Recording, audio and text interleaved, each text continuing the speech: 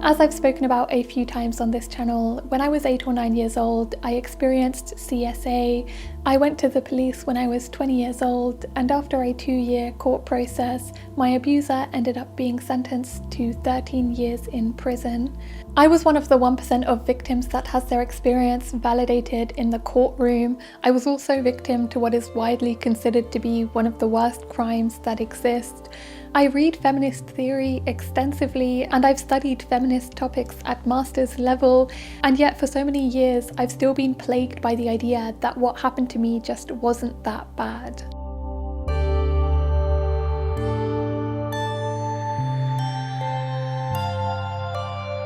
The words "not that bad" have in many ways become the bane of my existence. Amongst friends, scrolling through Reddit posts, and in survivor circles, things that very clearly amount to sexual violence are constantly minimized as a grey area, misunderstanding, or just bad sex. People say things like, "This doesn't really count," but "this wasn't really rape," but then proceed to say things that absolutely are rape. No matter where I go or how horrendous the experience is, people never seem to think it was that bad. The more that I looked into this, the more I realized how widespread this phenomenon is. Research suggests that it can take years, sometimes decades, for survivors to realize or accept that what happened to them was sexual assault or rape. Experts refer to this as unacknowledged rape or unacknowledged assault.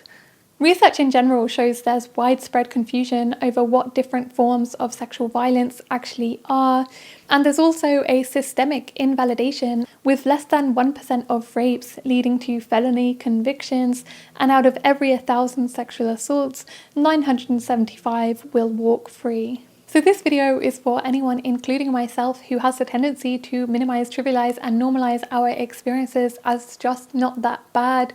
These are all the things that I wish I could tell myself about the not that bad narrative, where it comes from, why it matters, and what I wish I could tell my 8-year-old self if I could go back in time.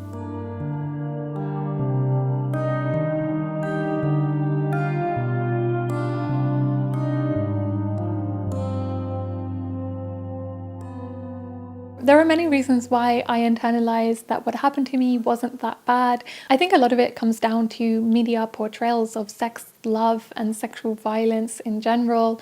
I talked about this more in my Why Love Hurts video, so I won't go too much into this here. Sexual violence is constantly normalized, romanticized, and eroticized in movies and the media in general.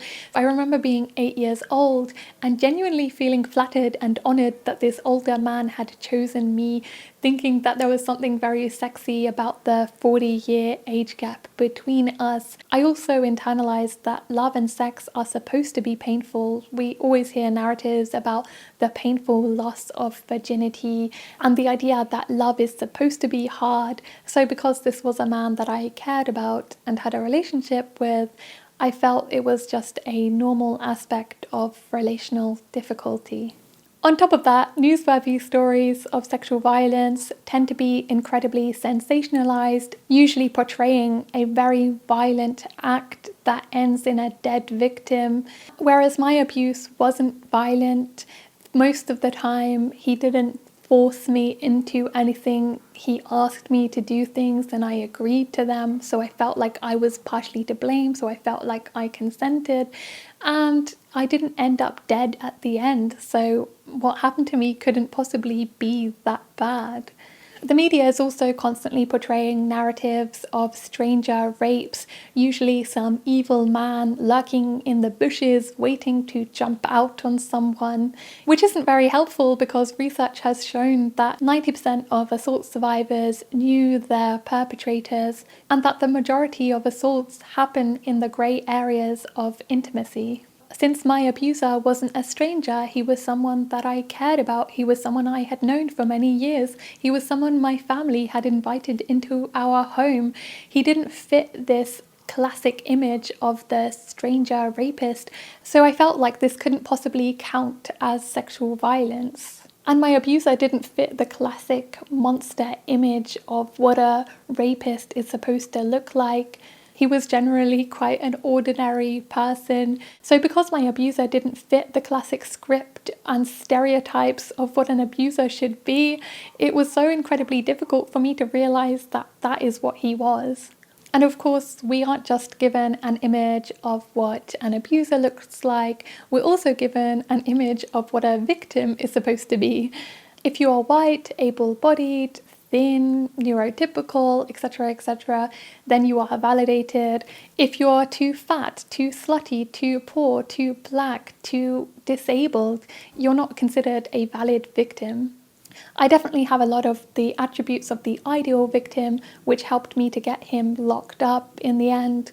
But I also think I was an ideal victim in his eyes because I came from an emotionally abusive household, which he would often use against me because he would say to me, I should be taken away from my family, he could take care of me, I should go and live with him. And he was able to manipulate me into believing that my mum was actually the sexual abuser. It's very well documented that abusers tend to victimize people who are already victimized because they make much easier targets. And I mention this because I think this is also one of the reasons why victims tend to have a really hard time in validating their experiences as that bad. Because if you come from a context where you're already a little bit neglected or vulnerable in some way, it's even harder because you don't come from the kind of context where you receive that much emotional support, care, or validation in general. So you've already been conditioned to invalidate and trivialize and minimize your experiences as a survival strategy. And that was definitely the case for myself. It was always easier for me to simply rationalize or intellectualize my experiences or make it into some sort of academic matter rather than dealing with the sense of hurt and betrayal that can come from the people who are supposed to care for you and love you the most, not giving you the care and support in some of the darkest, hardest times of your life. Self-betrayal often feels easier than betrayal from the people who are closest to you. It's also really interesting to me that in my family, it tends to be more the women than the men who have a tendency to scrutinize and invalidate other victims who come forward. I think this might have something to do with the fact that they have throughout their lives had to bury a lot of their own traumas and own violent experiences, and so because of that they sort of have to project that outwards onto others. And for me, seeing this constant vilification of victims who come forward, not just in my family but also more broadly with people like Amber Heard and Brett Kavanaugh's victims and Russell Brand's victims, being besmirched, belittled and discredited, shamed and second-guessed, just led to me constantly reinforcing this message to myself that what happened to me was my fault, that it wasn't that bad, that I'm making a mountain out of a molehill, that if I were to come forward, all I would get is hatred and vitriol and shunned from all the people around me. And not only that, but I started to internalize these messages that I should focus on what the abuser felt. Like I should feel sorry for him. I didn't want to ruin a good man's name and reputation. I didn't want to ruin his life by coming forward. Just like all these other women, I was just making a mountain out of a molehill, being irrational, exaggerating, emotional, hormonal. I should be a good woman and stay self-sacrificial and self-effacing and be accepting and loving and forgiving. So the type of language we use to describe women sets us up for trivializing and minimizing our experiences. But I also think in general, the language we have to describe sexual violence is inherently invalidating and trivializing too. When thinking about this, I'm always reminded of Constance Grady's article for Vox on the complicated, inadequate language around sexual violence. Grady talks about how sexual violence is so difficult to talk about because either we have language that is incredibly clinical, like sexual misconduct, or we have language that is incredibly violent and graphic to the point where it becomes pornographic because most of our erotic language is violent.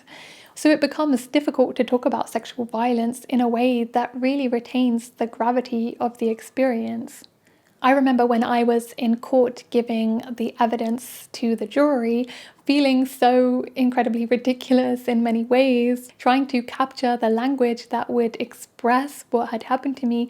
I felt like I was constantly oscillating between sounding like a little child, like he touched my vagina, and then oscillating to the other extreme where I was almost sexualizing myself when describing him pinning me down or whatever it was. So it was an incredibly dehumanizing experience because I felt kind of sexualized but also infantilized by the jury at the same time.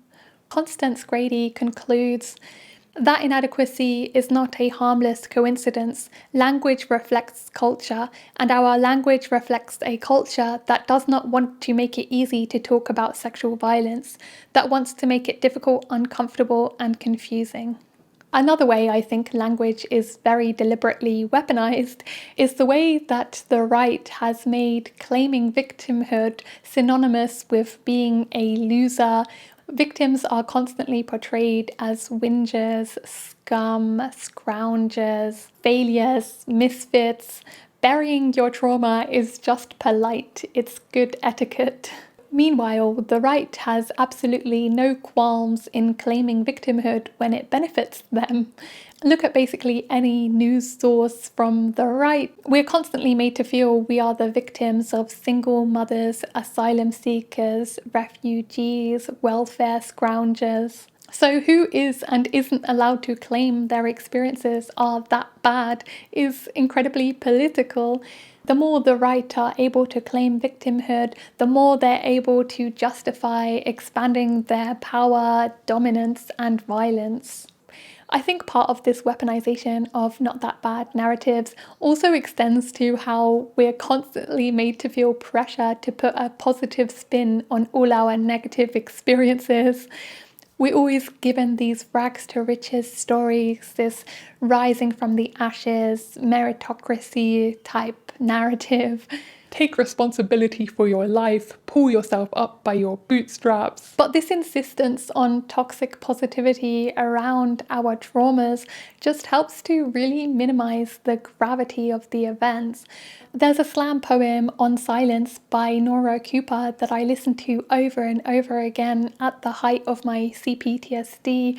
In it, she has a line that goes, "Everyone just wants the resurrection story out of me. The parts of my survival I know how to make useful." And this line really spoke to me because I feel like there's such an insistence that victims need to claim survivorship and think about all the ways we've learnt and grown from our experiences. And yes, there are some good things that have come from this, some ways I've learnt and grown from these experiences, but those are narratives I want to claim for myself. Whereas I usually felt the people imposing them on me just wanted a way for their worldviews to stay intact, wanted to never have to think about how to prevent sexual violence, never have to think about the conditions that allowed this to arise, never have to think about their complicity in rape culture more generally. So the more that you can encourage victims to claim survivorship and to positive spin their experiences, the more that they could feel better about themselves. So it never really felt like it was really about me, it always felt like it was more about them. But whether or not you call yourself a survivor or victim or have a positive spin on your experiences or not, there is still an incredible amount of responsibility placed on anyone who's experienced sexual violence. A lot of that baggage I've already discussed in this video so far, but I also think one of the difficulties of claiming this victimhood or survivorship is that we are then expected to report it to the police because our only form of justice is a carceral one, and then you have all the responsibility of all the victims that could come after you and feel like we need to seek justice for all the victims that came before us and speak up on behalf of them. So often it's easier just to say, you know what happened to me wasn't that bad, minimize it, pretend it didn't happen, because then at least you don't have that responsibility, that huge weight on your shoulders. And then you feel the responsibility of the consequences of your actions on the perpetrator as well. What if I ruin his career? What if I ruin his life? And then there's also the baggage that comes from realizing the gravity of the problem of sexual violence more generally, because it wasn't until I started to validate my own experiences that I started to really be able to have empathy for my friends' experiences and for the experiences of women and people more generally in the world, because minimizing my experiences was in a way a survival mechanism and form of self-protection from realizing the gravity and the pervasiveness of this issue more broadly. It's so much easier in many ways to choose denialism and rape apologism. Especially in my case, my best friend was also raped by the same man. My best friend is no longer alive now. And so it was so much easier for me to sort of minimize and trivialize and pretend it didn't happen, because it was a lot to realize that something like this could happen to someone that you love so much. It's not that bad was a form of escapism for me. It meant I didn't have to deal with the suffering of it. It meant I didn't have to deal with the trauma of it. Claiming it was that bad, in a way, opened the trapdoor to unleash all these emotions and experiences and realizations about what had happened to me and my friend and others more broadly. That is a lot to take.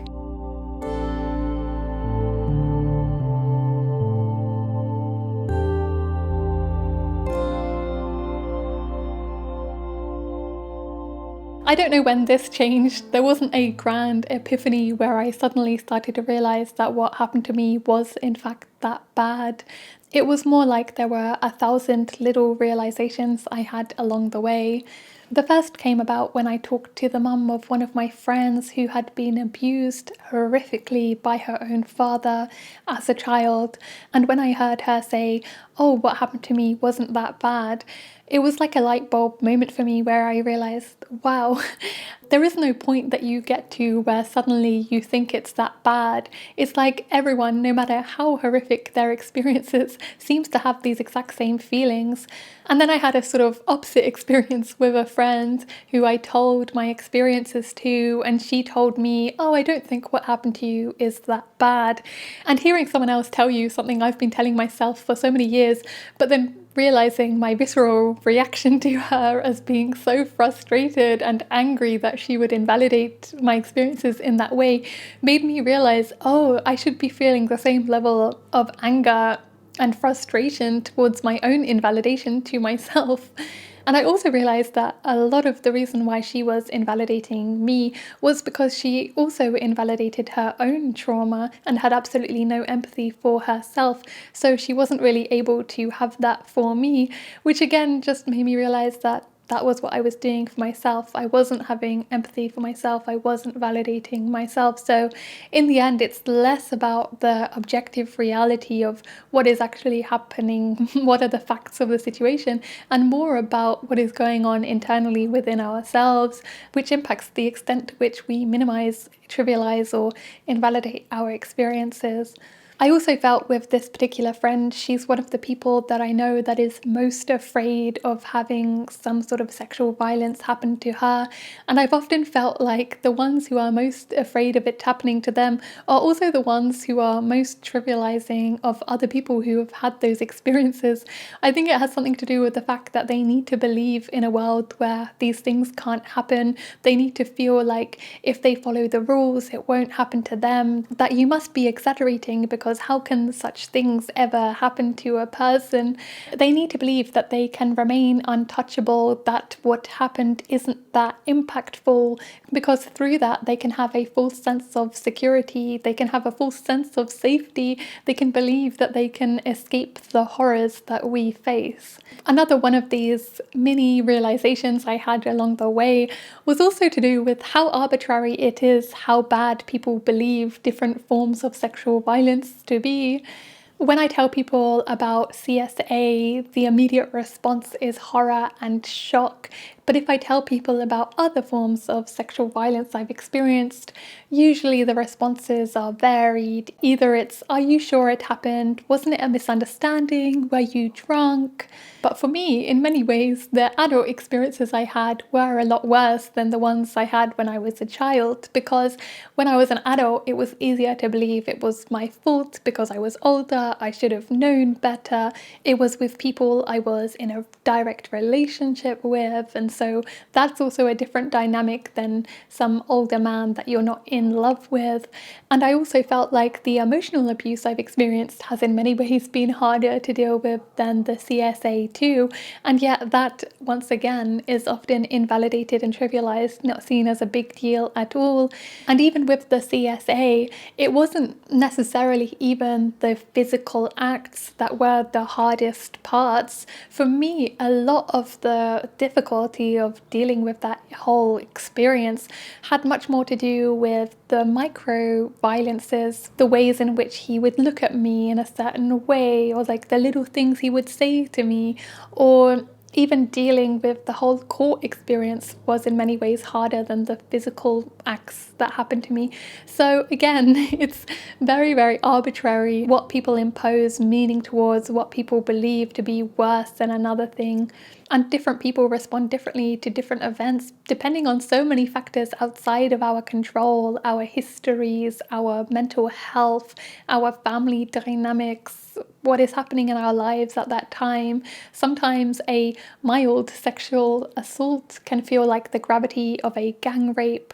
Some encounters irrevocably change people, whilst some other people might experience the same thing and feel no impact at all. Sometimes an act can be the straw that broke the camel's back. Sometimes something might seem like it didn't have an impact on us at all until years down the line when it suddenly all comes out. And the impact of this violence is often not like the images we are given either. We have this image of the irrevocably broken victim, the damsel in distress, the dysfunctional member of society. Sometimes the impact is the perfectionist who has the most perfect seeming life in many ways, but is actually just using perfectionism to hide this deep sense of self-loathing and grief and pain inside. So essentially, I began to realize how reductive it was to fixate on the details to determine the gravity of the events. I also started to really come to terms with the negative impact it was having on me to constantly minimize my experiences. It set the bar so low as to how I deserved to be treated. I started to become incredibly desensitized to other forms of sexual violence. If CSA wasn't bad, then it also wasn't bad that my boss assaulted me, or my abusive ex-boyfriend, or adult rape. Everything was shit, but nothing was bad enough. For years, I had wildly high expectations of the kinds of experiences worthy of suffering, until very little was worthy of suffering. And as I spoke about earlier, predators can often sense this vulnerability, so I became a target again and again. I would re-victimize myself and re-victimize myself. I also felt I became an increasingly bad friend because it was very hard for me to have empathy for the people around me who experienced any type of violence themselves, because I wasn't able to have that validation for myself, so I couldn't give it to other people. And I wouldn't just invalidate their experiences, but I would create this atmosphere of invalidation for all of us, because I would talk about my experiences in such a blasé way, which of course is quite triggering to other people, because me creating this atmosphere of invalidation just invalidates them too.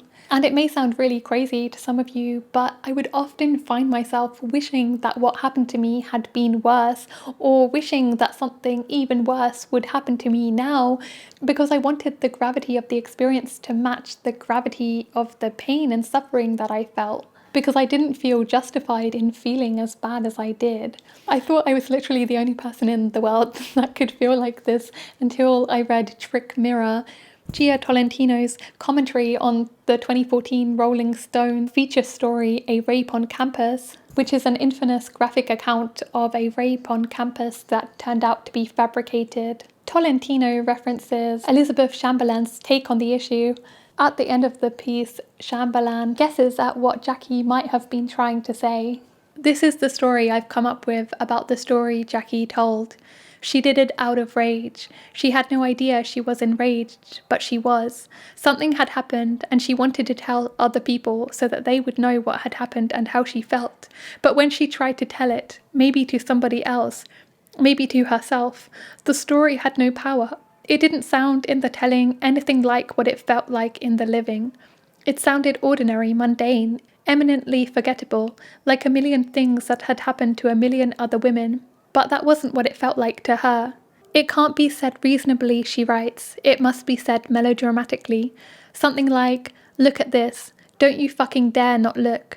You're going to know what we've decided is worth sacrificing, what price we've decided we're willing to pay to maintain this league of men, and this time you're going to remember. And it's this kind of commentary that really helped me to realize as well that it's far from being a case of like, oh, what happened to me isn't that bad because it's so common. It's precisely because it is that common that it is that bad. Like me and all my friends have such a tendency to be like, why am I making a fuss out of this? Every woman I know has experienced this. I should just get over it. But the fact that every single one of us has had these experiences just shows the gravity of the problem. Fixating on how bad my experience is in comparison to other people's and focusing on this hierarchy of suffering and where do I rank in comparison to other victims was just totally missing the point and obfuscating the issue, which is that there is a huge issue in terms of patriarchal violence and rape culture and sexual violence in general, and what are the conditions that enable this and how can we prevent it. Trivializing, minimizing, and normalizing sexual violence and sidelining women's voices and experiences is a prerequisite to this type of violence continuing to happen. It ensures that this will continue to be totally normal, sanctioned behavior. It will ensure that people like me will continue to re-victimize ourselves, and it will ensure that we continue to create replicas of the man that abused me.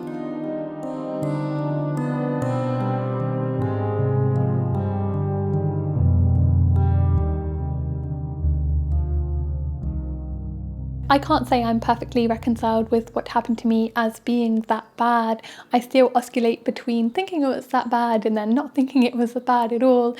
But if I could go back in time, I would tell my younger self, there is no hierarchy of suffering. It does not matter whose pain outweighs whose.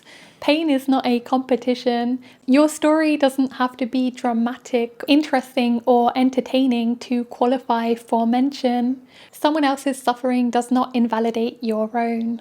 If you wait to experience something bad enough to justify how you're feeling, it's a rigged game, because nothing will ever be bad enough and the bar will just get higher and higher and higher. No one gets to mull over the details of your life to determine whether or not you've earned your trauma. There isn't a more worthy victim space you're taking up with your troubles. Of course, it's important to place your experience in context, but discourse around privilege was never intended to dismiss injustice or diminish your pain or be used as a tool of self-flagellation. Your suffering is valid, and what happened to you really is that bad. All of that being said, I'm sure many of you, like me, are kind of tired of very individualistic, liberal empowerment narratives.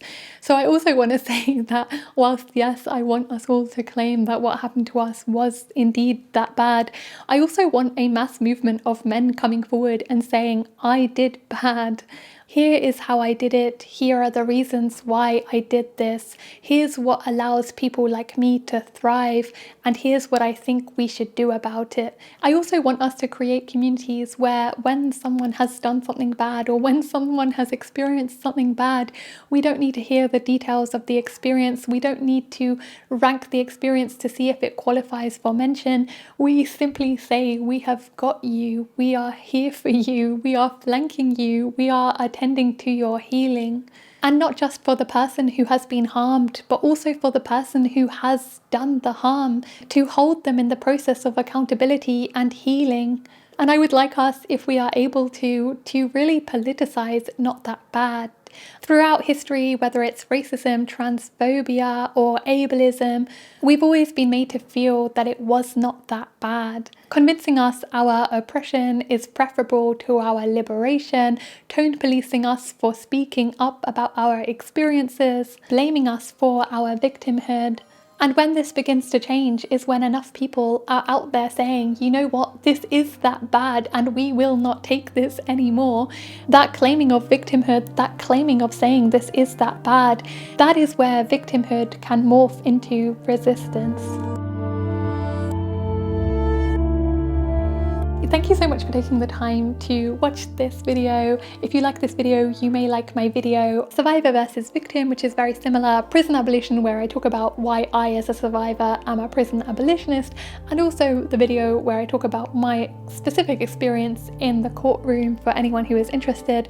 If you like these videos, please consider becoming a patron to help me to continue making them, because they take a lot of time, resources and energy to create. Or you can leave a one-time tip via Ko-fi or PayPal. Through becoming a patron, you can get access to the Discord, to a monthly book clubs, a monthly Discord call, and the Discord community chat in general, as well as one monthly Patron-only vlog. Thank you so much to my current patrons for helping to make these videos possible. I appreciate you so much. And thank you to Jane and Opting Out for editing this video. Goodbye.